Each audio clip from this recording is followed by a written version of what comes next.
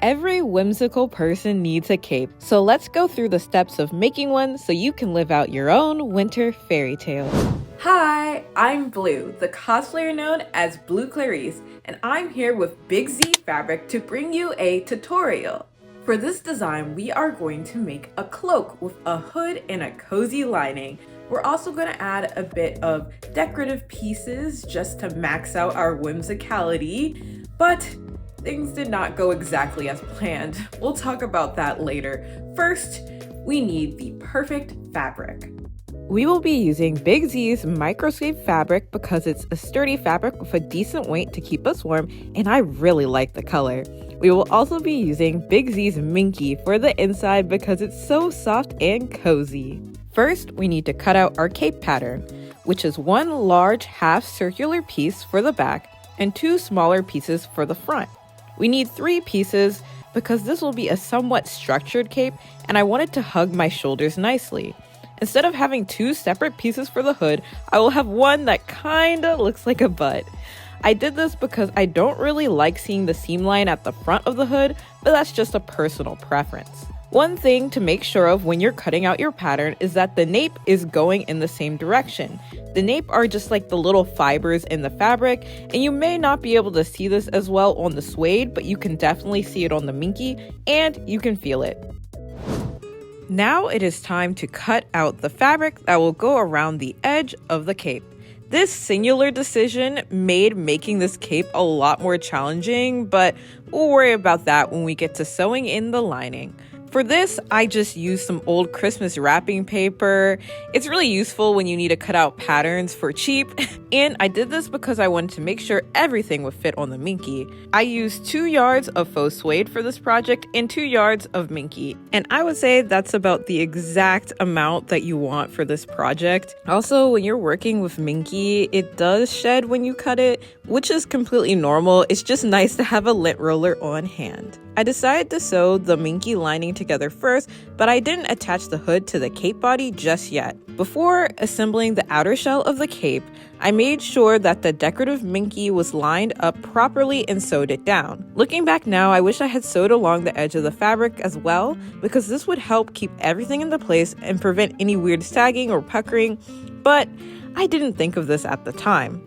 With all that done, I could finally sew the body of the cape together. I basted everything, which basically just means I hand sewed it loosely together to hold everything into place while I put it in the sewing machine. We need to talk about pressing suede. Make sure you have something between the suede and your iron. I just use this piece of parchment paper. Also, it's usually better to iron from the back, but iron from the front is fine with this suede as long as you have your iron on a low temperature. Now you have no excuse not to press your seams. I'm just popping in to say that I think the fabric is really pretty on its own, but I'm a sucker for lace. So we're gonna get to the most time-consuming part of this project, which is hand sewing all this lace to the front of the cape. Actually, all around it. So this is my vision for the lace. We're going with the triangle shape in the front and the triangle shape in the back. We're probably gonna cover this with another bow. I'm also adding another layer of lace down here and maybe some pearl beads, but we'll worry about that later. Really, what I need to know is where the lace is going to be placed, so when I finally sew this part down, everything is lined up and perfect.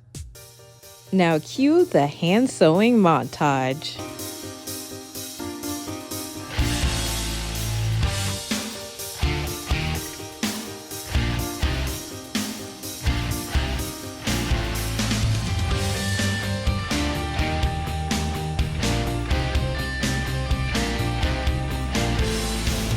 After hours of hand sewing, I realized I messed up. I didn't leave enough lace in the back to let it lay flat. It would have been way easier if I had just sewn the lace on before assembling the cape. To fix my mistake, I just cut off the back of the lace. Then I clipped the inside around where the front lace was so I could shove it in and just sew it. I actually didn't even end up adding the back lace because I figured that my hood would be down most of the time anyways, so what was the point? Now it's time to actually pay attention to the hood. I decided to add the lining of the hood in next because I needed to make sure that when I wrapped the edge of the lining over the suede part of the hood, it would match up with the decorative strips on the front of the cape. So of course I had to do more hand sewing, but this part was super easy. After finally attaching the hood to the cape body, I clipped the inside of the collar around the curve. This step is super important because it will help your collar lay flat around your neck. Now it's finally starting to look more like an actual cape, but let's take a break from sewing. To hook the cape together in front, we will be using a piece of foam and a hook and eye. I've had problems with my hooks coming loose when I sew them straight into the garment, so I thought it might be a good idea if I sewed and glued them to foam first. I think it might be a bit more sturdy, and then I will sew them to the garment. But before I can do that, we are going to have to let them dry. If you think the hardest part was the lace, then you are sadly mistaken because the lining, oh my god, that just gave me, well, you're about to see. I made a big mistake that I could have avoided, and I will probably do things differently, and I'll explain exactly how so you won't have to make the exact same mistake that I did. So this mistake goes back to when I was adding the decorative strip of Minky on the bottom of the suede. I should have sewn a line across the bottom that held everything in place, but I didn't do it. So now, after sewing the lining to the bottom edge of the cape, there's some weird sagging there, and it was bothering me. So instead of taking it all apart, which might have been easier, I decided to hand sew the Minky into place. I did this using a technique where I sewed the inside piece of suede to the lining, but I only caught a little bit of Minky, which prevents the stitch from being seen. But like I said, this could have been completely avoided. After that, I finally sewed in the hook and eyes and covered the exposed piece of foam with the Minky fabric. Now it's time to sew the rest of the lining.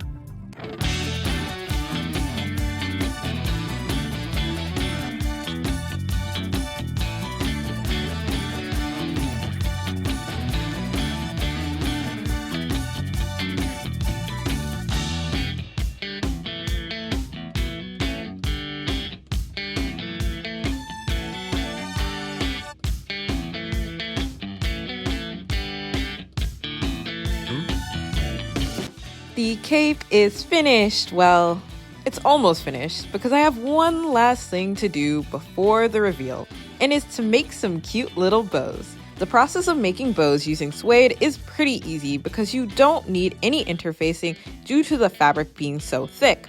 I made one large rectangle, folding it long ways before sewing it, and then folding it short ways and sewing it.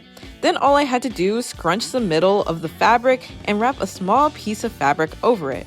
Then you have your bow, and it's finally time for me to try on the whimsical cape.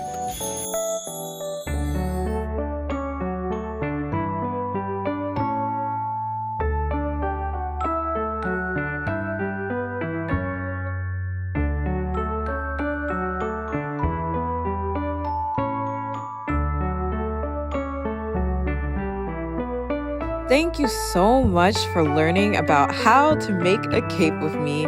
Please make sure to like and comment if you'd like to see more tutorials like these from Big Z Fabric. There's so many fabrics for us to try and play around with, and I'd love to hear your ideas, your suggestions, and about your projects.